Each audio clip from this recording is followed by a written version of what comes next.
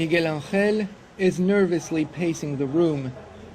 These are his last moments as a Catholic. He has chosen to convert to Islam. After having prayed alongside the other faithfuls who have gathered at Omar Mosque, Miguel Angel makes his formal declaration of faith, his Shahada, in Arabic, in English, and in Spanish, under the guidance of his girlfriend, also a convert. For Miguel, this is about rediscovering the roots of Spanish culture under the Moors. We Latino Americans have Arab origins, so there are many similarities between our cultures. In a sense, I am not going into Islam, rather I am returning to Islam. Lisbeth, who has chosen Shuruk as her Muslim name, is of Mexican descent. During Sunday school at the mosque, she translates for the group. She finds that Islam has all of the qualities of Catholicism, but not its flaws. We don't have, as I said, all the dogma around it. No figures, no images. It's only love, the love for God, and I would say that's the only line. But the faith is there, the beliefs for the angels, the belief for the prophets, the belief for the goodness, the respect for the elders, for the parents. Miguel and Lisbeth are some of the many Hispanics to have embraced Islam in the United States. Their numbers have grown since September 11th, but they're hard to quantify as many of these conversions happen far from the public eye. Islam has really spread in prisons. It started with the African Americans and spread to the Latinos. It's almost impossible to have any statistics on the number of Latinos converting in jail, but we know about some of them. And as you know, Hispanics and African Americans are the largest minorities in prisons across the United States. According to this association, their numbers range from 40 to 70,000 across the country. Every week in this mosque alone in south-central Los Angeles, a few Latinos come to convert.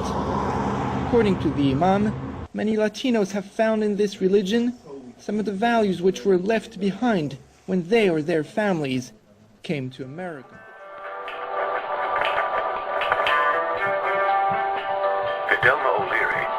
About to travel far from the heart of Texas to Mecca to make her pilgrimage. And this will be driven by what? But first, she has a little physiology to take care of. Can give you an insight into your own physiology. Dr. O'Leary is a professor of neuroscience at St. Edward's University in Austin. Okay. The O in O'Leary may tell you Fidelma wasn't born in a Muslim family. She was raised Catholic, and by the time she was in college, she was already questioning her faith. I was listening to a call-in radio show, and some guy called in and said, well, what I don't understand is this. If Jesus was God, how could he worship God? For Fidelma, the caller gave voice to a yearning, and questioning turned to conversion. This is what I think of as my light bulb moment. This is the moment when all the pieces finally locked and clicked. And I knew that Islam was the religion for me. And I just embraced it and loved it. And I was the only Muslim I knew. Here with my sister in Islam, Lisa Barnes. Assalamu alaikum. Wa alaikum salam. Our viewers, we're going to talk about your organization here. Yes. But our viewers always like to know from our American Muslim brothers and sisters how they came to Islam, how they became Muslim. Right. First, I'd like to say to everyone in Saudi Arabia, Assalamu alaikum wa rahmatullahi ta'ala wa barakatuh. And I'd like to give a special hello to the Bakar family, to Zachariah and Abu Ali especially. And I am a convert to Islam.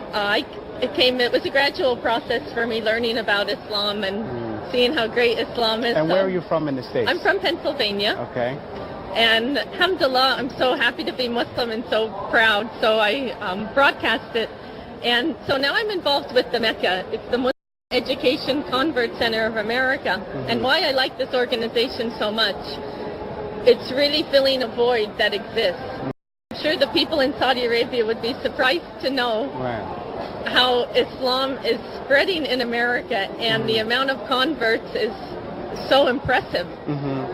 So we're excited that people want Would you to say become. that the majority of the converts are women? I'm not exactly sure to say that. Okay, but there are a lot of women. A mix, yes, a lot of women, of course, and men. Yeah. So it is so exciting that they want to be Muslim and they're becoming Muslim. Right. Like myself, people are always so surprised. But the problem that exists is there's a void. Because once the people become Muslim, of course, they're faced with many challenges. And Islam, as we know, it's a belief system, but it's a practice.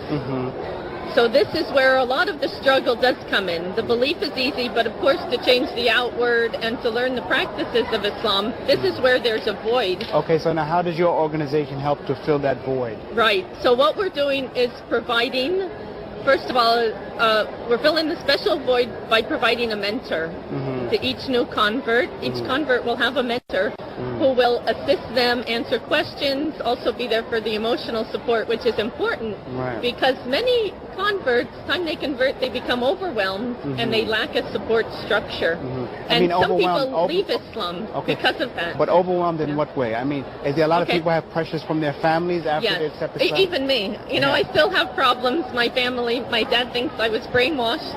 And they say, what's that on your head? And take that off. So, alhamdulillah, I feel myself strongly established in Islam. But I know when I became Muslim, trying to learn just the prayer, this was overwhelming and many facets. So we're also providing with our center a 12-week program with a curriculum, and we have the guidance of the scholars. So we have the 12-week session. Our first class will begin in November in New York, and we're currently based serving the tri-state area, which is New York, New Jersey, and Pennsylvania. And inshallah, if we can expand. So we're providing the technical information, the Aqidah, the fiqh, fasting, prayer, to get the new Muslims started and established, and also providing the emotional support, which is a really unique facet of our organization. Right. So we're so excited. Alhamdulillah. Yes, alhamdulillah. But just about Muslim women in America, what do you think are the major issues now facing Muslim women here in America? That's a good question.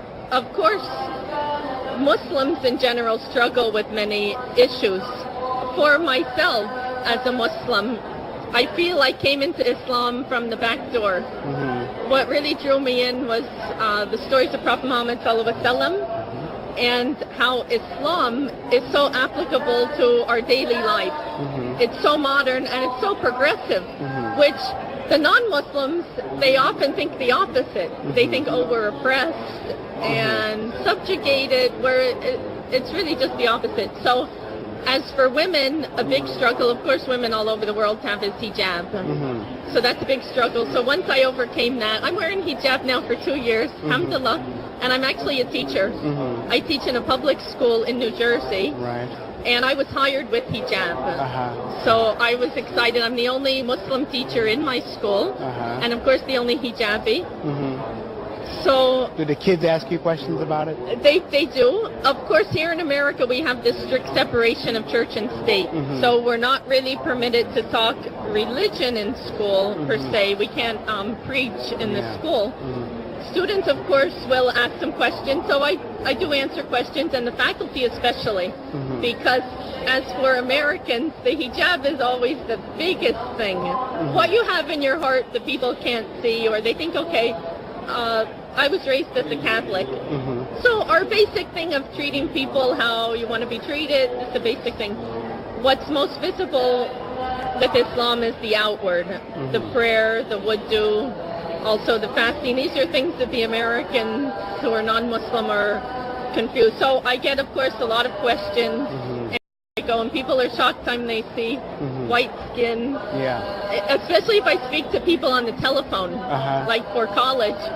So they speak to me, they see my name, Lisa Barnes, so they already formed an image in their minds of who is Lisa Barnes. And time I walk in the room, of course, you see the shock on their face. So it is a struggle, but alhamdulillah, we're Muslim, that's the important thing. So we're here to provide that support. And also I feel Muslims themselves can learn a lot